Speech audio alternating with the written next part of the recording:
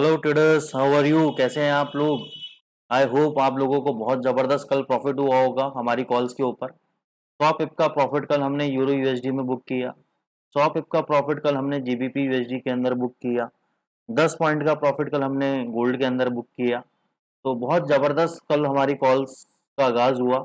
और जो लोग हमारे रेगुलर फॉलोअर्स हैं उनको समझना चाहिए कि ये मार्केट का प्रोसेस है, कभी अप कभी डाउन। लेकिन जब आप रेगुलर एक प्रोसेस को फॉलो करते हैं, एक सिस्टम को फॉलो करते हैं, और जब आप एक सिस्टम के अंदर बन जाते हैं, तो प्रॉफिटेबिलिटी आपको 100% मिलेगी, डेफिनेटली मिलेगी। इस बात की गारंटी मैं आपको देता हूँ। तो सबसे पहले हम फंडामेंटल पे डिस्कस कर लेते हैं। कल डॉलर इंडेक्स पे जब हमने फंडामेंटल्स के अकॉर्डिंग आप लोगों को बताया था कि भाई इंटरेस्ट रेट जो है 0.75% और 1% तक की कावियार लगाई जा रही है, और 0.75% तो ऑलरेडी डिस्काउंटेड है। तो मेरा एक्चुअली पर्सनल मन तो ये था कि 0.75% जब आएगा तो डॉलर इंडेक्स को गिरना चाहिए। डॉलर इंडेक्स ऊपर जाके नीचे गिरा भी, लेकिन नीचे सस्टेन नहीं कर पाया, क्योंकि इन्होंने कल क्या किया, 0.75% इंटरेस्ट रेट इंक्रीज कर दिया। लेकिन इंटरेस्ट रेट इंक्रीज और डिक्रीज से ज्यादा इंपॉर्टेंट क्या होता है, इनका फर्दर गाइडेंस। कि फर्दर गाइडेंस ये लोग क्या देते हैं, फर्दर आगे की प्रोजेक्शंस क्या देते हैं। तो ये क्यों नहीं गिरा? 0.75% ऑलरेडी डिस्काउंटेड था, तभी बाजार भग रहा था। तो 0.75% आने के बाद गिरना था और 1% आने के बाद भगना चाहिए था। लेकिन 0.75% इंक्रीज होने के बाद ये पहले गिरा और फिर बाद में भगा। इसके पीछे क्या कारण है? इसके पीछे सबसे बड़ा कारण ये है कि उन्होंने फर्दर गाइडेंस दे दिया कि नवंबर के अंदर अब हम लोग और 75 बेसिस पॉइंट का इंक्रीज करेंगे।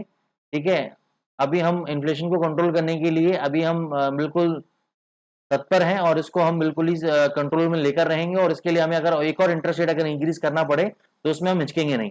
तो ये एक बड़ा पॉजिटिव स्टेटमेंट था डॉलर के लिए। इसलिए आप देखोगे बाद में डॉलर आपका एकदम हाई लेवल पे आके रुक गया।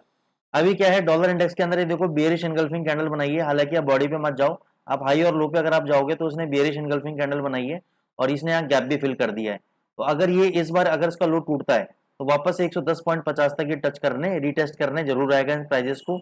और अगर ये इस लेवल को नहीं तोड़ता है यहाँ पर और ऊपर के लेवल को तोड़ देता है, तो यहाँ से ये और तेजी बनाएगा 113 114 डॉलर के लिए। तो ये आपके डॉलर इंडेक्स के अंदर एनालिसिस है।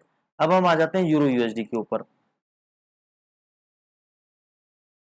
यूरो यूएसडी में कल बहुत जबरदस्त ट्रेड अपन को देखने को मिला।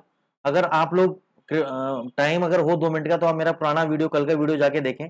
मैंने आपको कल क्या बोला था कि हमारी बाइंग अभी यहाँ पर है, हमारी बाइंग यहाँ पर है with the stop loss of 0.9940। और जैसे ही 9940 टूटेगा हम लोग शॉर्ट में हो जाएंगे, सेल में हो जाएंगे, और हमारा जो टारगेट होगा वो 0.9850 का हमारा टारगेट होगा। तो ये 110 पिप का दिया था, मैं 100 पिप का राउंड फिगर में ले लेता हूँ। तो यहाँ पे हमारा पहले 20-25 पिप का स्टॉप लॉस हिट किया, और फिर बाद में 110 पिप उससे भी ज्यादा हमें यहाँ पे प्रॉफिट देखने को मिला। और हमने स्टॉप लॉस दिया था 1.000 का क्लोजिंग बेसिस पे, जो कि टच भी नहीं हुआ, वहां तक उसको गया भी नहीं। तो 9940 जैसे टूटा, आपको एक डाउनफॉल देखने को मिला, और जबरदस्त डाउनफॉल देखने को मिला। तो दोस्तों ये है पावर आपकी सपोर्ट रेजिस्टेंस की, ये है पावर टेक्निकल एनालिसिस की। तो जिन लोगों ने हमारे कल कॉल्स को फॉलो किया होगा उनको डेफिनेटली, अगर उन्होंने 100 पिप नहीं तो कम से कम 50 पिप तो बुक किया होगा हमारे कहने पर। तो जबरदस्त प्रॉफिट्स आप लोगों को हुआ। अब आगे के लिए क्या रणनीति है, आगे के लिए अभी भी मैं आपको बता देता हूँ, कॉन्सेप्ट को समझो आप थोड़ा सा। ये जो आपका लेवल था 9940, तो इसको मैं 9950 ले लेता हूँ, थोड़ा सा कंजर्वेटिव हो जाता हूँ। तो ये मेरा अब क्या बन गया, सपोर्ट टूटा, ये मेरा बन गया रेजिस्टेंस। तो ये तो है मेरा मेजर रेजिस्टेंस। जब तक 9950 के ऊपर, 0.9950 के ऊपर बाजार क्लोज नहीं होता, तब तक तेजी नहीं आएगी इसके अंदर। इमीडिएट बेसिस पे रेजिस्टेंस कहां पर है, ये वाला स्विंग लो। ये स्विंग लो कहां पर है, 0.9900 के आसपास है। तो अभी हम क्या करेंगे, 0.9880 और 0.9900, यानी इस 20 पिप के अंदर अगर आता है तो हम यूरो यूएसडी को फिर सेल मारेंगे। स्टॉप लॉस रखेंगे 0.9950 का क्लोजिंग बेसिस पे, और टारगेट हम नीचे का लेके चलेंगे। नीचे कहां तक आ सकता है, नीचे 9750 तक भी आ सकता है, 0.970 तक भी आ सकता है। अभी इसके अंदर हम तेजी नहीं खेलेंगे, इसके अंदर हम मंदी खेलेंगे दोस्तों। सेल कहां करेंगे, सेल सिर्फ राइस पे करेंगे, अभी सेल नहीं करेंगे, उसको ऊपर आने दो, तब हम इसको अंदर सेल पोजीशन बनाएंगे। ठीक है, तो सिर्फ सेल की रणनीति रहेगी यूरो यूएसडी पे, अभी बाई की रणनीति नहीं रहेगी। अब आया था हम जीबीपी यूएसडी के ऊपर। जीबीपी यूएसडी में मैंने आपको कल क्या बोला था, जाके चेक कर लेना। मैंने कहा ये ट्रिपल बॉटम यहाँ पे बना रहा है, यहाँ पे डाइवर्जेंस दे रहा है, तो यहाँ पे एक बार बाउंस बैक ले सकता है। लेकिन अगर ये लेवल टूटा, कौन सा लेवल टूटा, क्लियर बोल दिया था 1.1350, इसके नीचे हम शॉर्ट होंगे। अगला टारगेट हमारा 1.1280 का 1.1250 का होगा, तो उसके अकॉर्डिंग हमारे 100 पिप का टारगेट इसमें भी मिला, 100 पिप्स हमें इसमें भी प्रॉफिट देखने को मिले। 1350 तोड़ते हम शॉर्ट में हो गए। और ये शॉर्ट तो मैंने आपको पहले ही दे दिया था जब मैंने आपको बोला था कि जीबीपी यूएसडी अगर 1400 के नीचे बंद हो जाए, 1.1400 के नीचे बंद हो जाए तो शॉर्ट ले लेना। तो जिन लोगों ने मेरी बात मान के शॉर्ट लिया उनको बम्पर प्रॉफिट्स हुए। जिन्होंने कल भी अगर मेरी बात मानी 1.1350 के नीचे जिन लोगों ने शॉर्ट किया एज पर दी टेक्निकल्स, उनको मोटा प्रॉफिट हुआ दोस्तों। अब आगे के लिए क्या है, मैं इसमें फिर सेलर हूं, जैसे मैंने आपको यूरो यूएसडी में समझाया था इसमें भी समझा रहा हूं कि ये जो सपोर्ट टूटा ये मिल गया मेरा रेजिस्टेंस। जब तक 1350 लेवल का ऊपर के लेवल पे होल्ड है तब तक मैं जीबीपी यूएसडी के अंदर सेल हूं। ऊपर कहीं पर भी आता है इसको शॉर्ट मार के चलो। नीचे के टारगेट आपके 1200 के और 1150 तक के, इवन 1100 तक के टारगेट आपको देखने को मिल सकते हैं जीबीपी यूएसडी के अंदर। आप इसमें बाय मत करना, ये मत सोचना कि ये बहुत नीचे आ गया मेरे को बाय करके खेलना चाहिए, ये दोबारा नीचे मार सकता है। ठीक है, अब आते हैं गोल्ड के अंदर। हम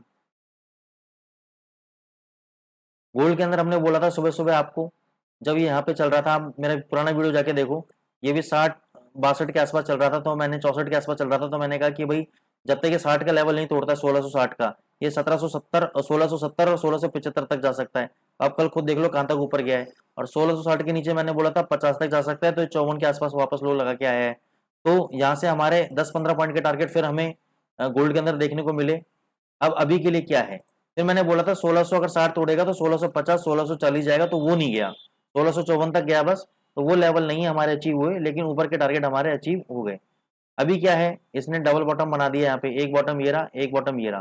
तो यहाँ पे मेरी रिकमेंडेशन है कि 1661 पे आप बाय करो, 1650 का वही स्टॉप लॉस डालो, 1670 आपको देखने को मिलेगा इसके अंदर। 1670 के आसपास अगर जाता है तो वहां पे शॉर्ट पोजीशन बनाओ, 1680 का स्टॉप लॉस रखो क्लोजिंग बेसिस पे। जैसे कल ये देखो 1680 तोड़ के आया, लेकिन क्लोज नहीं हुआ। क्लोज कहाँ हुआ, नीचे जाके। तो वही मैं आपको बोल रहा हूँ कि 1680 क्लोजिंग बेसिस पे अगर 1680 के ऊपर क्लोज हो जाए डेली चार्ट में, तो वहां से बाइंग पोजीशन बना लेना, स्टॉप लॉस 1660 का देना, टारगेट 1710 का देना। क्लियर रणनीति बता रहा हूँ, जिसको नहीं समझ में आ रहा वापस वीडियो देख लो, 2 बार 3 बार इसको सुनो, आपको सारे लेवल्स समझ में आ जाएंगे। ज्यादा अपडेट के लिए हमारे टेलीग्राम चैनल पे जुड़िए। अभी हम उस वाले फ्री वाले टेलीग्राम पे ज़्यादा अपडेट्स नहीं दे रहे हैं, क्योंकि हमारा मेन फोकस मेंटरशिप प्रोग्राम की तरफ है। मेंटरशिप में जो लोग एनरोल हो रहे हैं, फ्री ऑफ कॉस्ट लोग एनरोल हो रहे हैं, कोई चार्जेस नहीं है। बस आपको हमारी आईबी के अंडर में अपना अकाउंट ओपन करना है। किस आईबी के अंडर में है वो हम आपको डिस्क्लोज कर देंगे उसी वक्त। आप हमारे मेंटरशिप प्रोग्राम को ज्वाइन कर सकते हो। ज़्यादा जानकारी के लिए आप हमें मेरे नंबर पर कॉन्टैक्ट करें, नंबर दिया हुआ है डिस्क्रिप्शन बॉक्स के अंदर।